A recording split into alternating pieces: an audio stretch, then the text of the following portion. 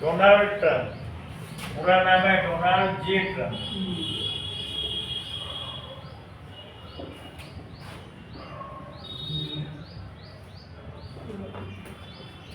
एक बहुत पुरानी हिंदी में कहावत है, बंदर के हाथ में अस्तूरा। डोनाल्ड ट्रंप पर एक मुहावरा पूरा फिट बैठता है। इसको सत्ता मिल गया है, वैसे बंदर के हाथ में अस्तूरा। रोज कुछ न कुछ पटांग बयान दे के उठता है, हरकत करके पूरे दुनिया में इन्हें बना हुआ है। पहले वेनेजुएला का कब्जा किया, ईरान में अशांति फैली जो महंगाई के विरोध में, जो पिछले सब पढ़ाए थे महंगाई, ईरान के आंदोलन जिससे पूरा हाथ था। बाद में जब देखा कि उस तरह से व्यापक समर्थन नहीं मिल रहा है, इसका अमेरिका का बहुत करीबी सहयोगी इजराइल भी मना कर दिया कि ईरान का आक्रमण नहीं करना है, तो पीछे कदम खींच लिया। वहाँ के जो लोग जनता के विरोध में आंदोलन कर रहे थे, उन लोगों को भी धोखा हो गया। 12,000 लोग मर गए। हमने 250 लिखाया था, उसको शुरुआती था। अब तक आज तक 12,000 लोग उस पर 10 लोग मर गए और 20-22 लोगों को पकड़ के फांसी देने की बात चल रही है।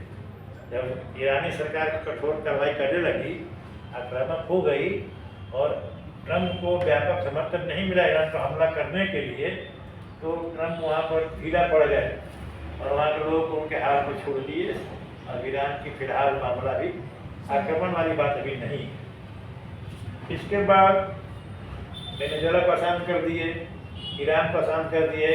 अभी गीत गा रहे हैं ग्रीनलैंड का। आजकल इनके निशाने पर है ग्रीनलैंड।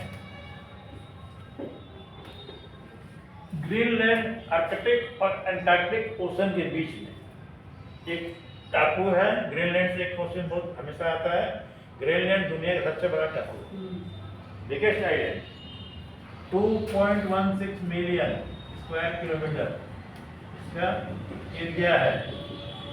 देख लीजिए, नोट डाउन। ग्रीनलैंड विश्व का सबसे बड़ा टापू है। यह आर्कटिक और अंटार्कटिक सागर के बीच में स्थित है।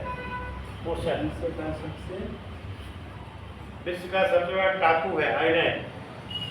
एक क्वेश्चन आता है, biggest island of the world, Greenland.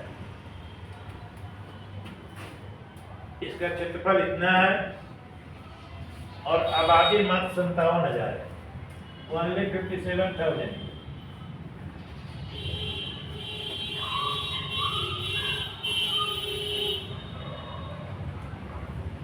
पूरा बर्फ ही बर्फ है।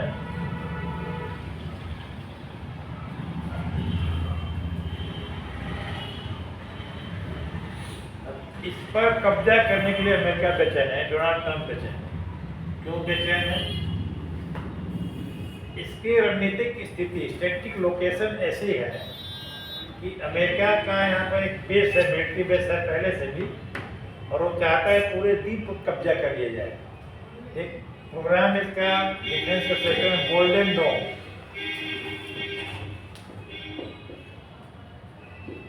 डिफेंस सिस्टम लगाना चाह रहा है अमेरिका। या डिफेंस सिस्टम का नाम है,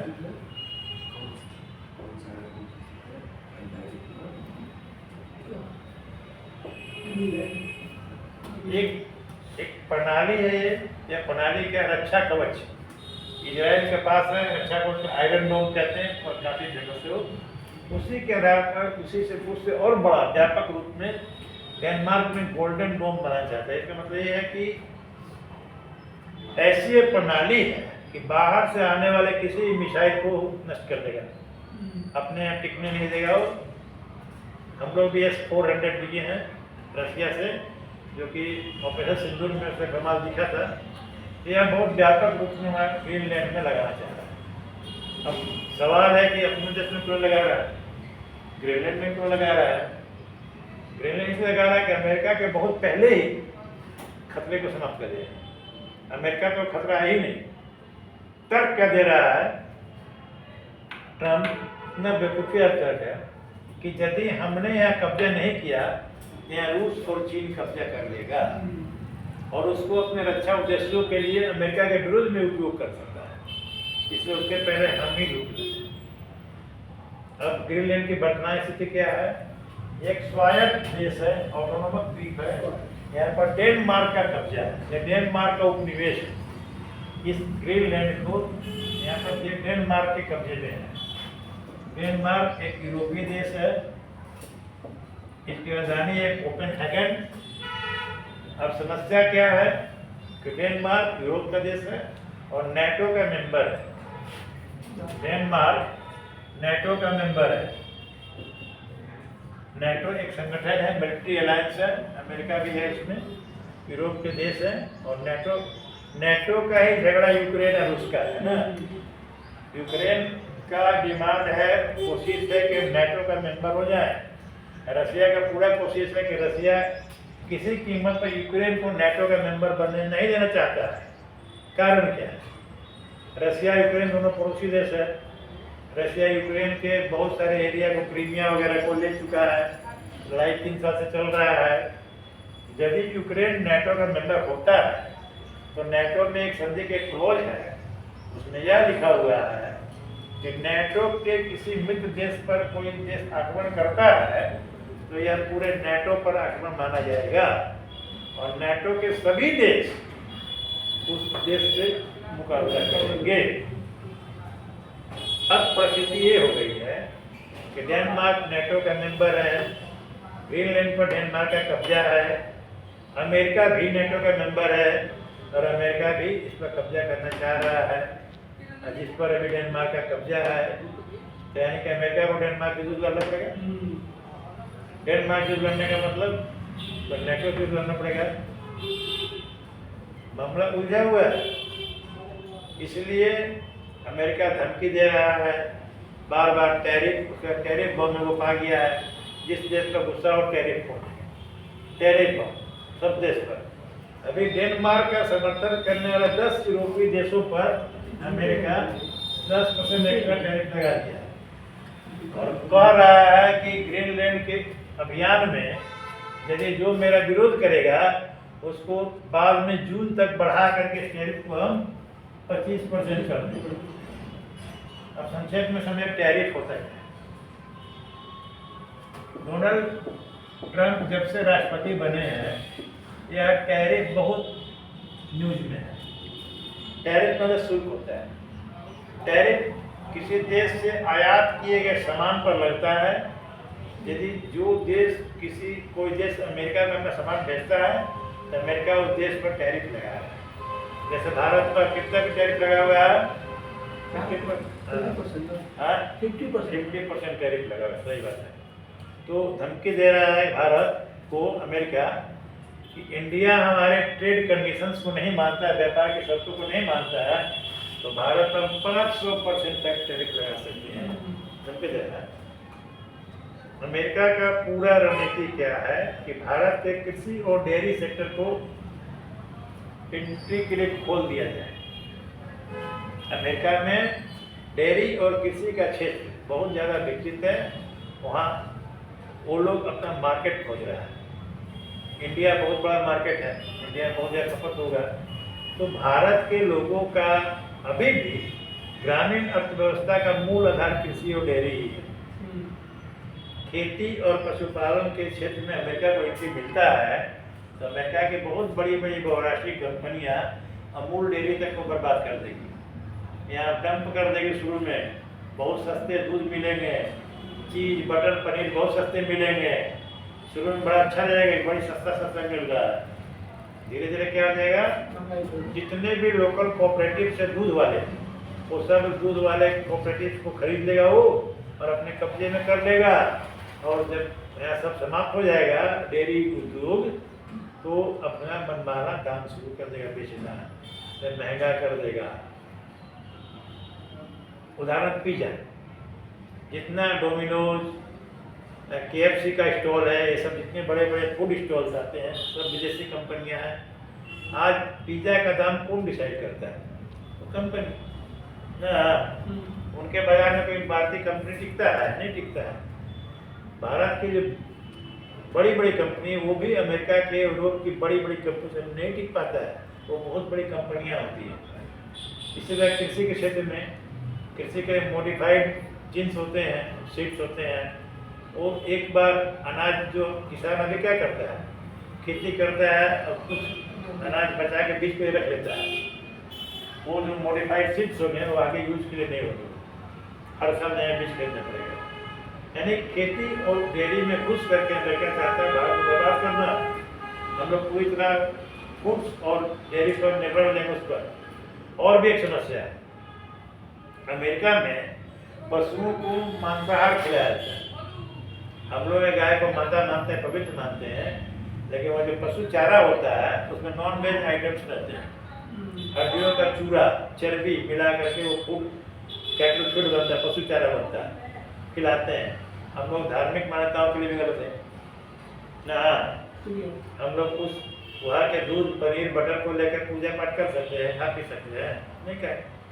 तो वहाँ मांसाहार करते हैं वहाँ के जीव, गाय भैंस वगैरह, तो प्रोडक्ट ऐसे भी आना ठीक नहीं है।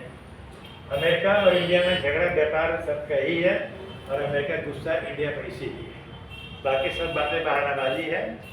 ये चाहता है कि अमेरिका के भारत के डेयरी क्षेत्र में उसको एंटर करें। तो आते हैं इस टॉपिक पर। ग्रीनलैंड के मुद्दे पर डेनमार्क का समर्थन करें 10 यूरोपीय देशों पर अमेरिका ने 10% टैरिफ लगाया है और उसको बढ़ा कर जून तक 25% करने की धमकी दे रहा है, ताकि ये लोग हमको ग्रीनलैंड के मुद्दे पर समर्थन दें। यदि ऐसा होता है धीरे धीरे अमेरिका का ही क्या है बढ़ता जाएगा, जो लूटो वाली नीति है ना, एक दूसरे को बर्बाद करने वाली जो दायरा है वो बढ़ता जाएगा और ये ठीक नहीं होगा। सबसे उलझता ही रहता है, कभी किसी देश पर कभी किसी देश पर। ग्रीनलैंड पर ये बात समाप्त नहीं होगा, ये आगे बढ़ते बढ़ते भारत पर भी खतरा आ सकता है एक ट्रेड के मुद्दे पर। मैं तो स्पष्ट मानना है कुछ परेशानी होगी, भारत अमेरिका से व्यापारिक संबंधी खत्म कर देगा,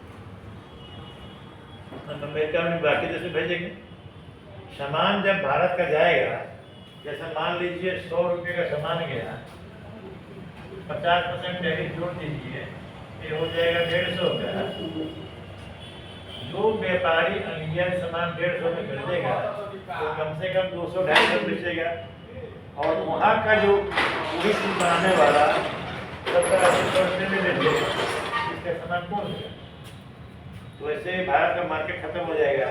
तो इंडिया को कड़ा निर्णय लेकर सीधे अमेरिका से व्यापारिक संबंधी खत्म, व्यापार का या न ट्रेड पर धमकी दीजिएगा। हालांकि विश्व राजनीति है, बहुत सारी बातें जुड़ी होती है। इंडिया के बाद दुविधा ये है कि भारत के पास रसिया और इजराइल को छोड़ करके कोई दूसरा भरोसेमंद दोस्त नहीं। सर जैसे इंडिया भेजता है अमेरिका में अपना सामान, अमेरिका भी इंडिया भेजता होगा, इंडिया भी टैरिफ लगाता होगा, लगता है। इसी को ना ट्रम्प ने रेसिप्रोकल टैरिफ कहा था। एक और नया टैरिफ आता है रेसिप्रोकल टैरिफ। मैच में रेसिप्रोकल होता है ना, मतलब कि आप जो लगाएंगे हम भी लगाएंगे। इंडिया भी लगाता था। इंडिया का जो सामान होता है अमेरिका से आने वाला, उतना अधिक निर्भरता नहीं है अमेरिका का। अमेरिका को क्या है, विश्व में निर्यात करे बहुत से देश है, अमेरिका बड़ा देश है, धनी देश है, इंडिया टिक नहीं पाता है। इंडिया की मजबूरी है कि बहुत ज़्यादा टैरिफ लगाएगा तो सामान यहाँ महंगा हो जाएगा, फिर नुकसान किसको होगा? भारत के लोगों को परेशानी होगी, समझ गए? अमेरिका के लोग धनी हैं, अमेरिका के लोग महंगा सामान किन सकते हैं, या वहाँ पर उसका सस्ता विकल्प भी मौजूद है, इंडस्ट्री डेवलप है। आईफोन आता है, इंडिया में ये नहीं है। इंडिया में अभी इंडिया में अधिकांश मोबाइल अब इंडिया में ही बनता है, अभी इम्पोर्ट होकर नहीं आता है, लेकिन कंपनी अधिकांश विदेशी ही है। समस्या है यदि हम बहुत महंगा कर देंगे तो यहाँ के लोग नहीं खरीद पाएंगे, दिक्कत रहता है। अमेरिका का अपर हैंड कहाँ है?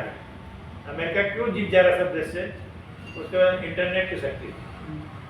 हमारे देश का अपना इंटरनेट नहीं है, दुनिया में 500 देश का ही अपना इंटरनेट है, सब इंटरनेट के लिए अमेरिका पर ही निर्भर है। गूगल, मेटा, पूरा ये सब जो कंपनी है वो सब अमेरिका का ही है, तो वहाँ से अमेरिका का दादागिरी चल रहा है। ठीक है, हम लोग एक लिमिट से तक की टैरिफ लगा सकते हैं, टैरिफ लगाएंगे तो यहाँ के लोगों को परेशानी होगी। हम लोग सभी चीज़ में आत्मनिर्भर नहीं है, जब तक आपने, मोदी जी बार बार कहते हैं, बात बहुत सही कहते हैं, आत्मनिर्भरता सबसे जरूरी है।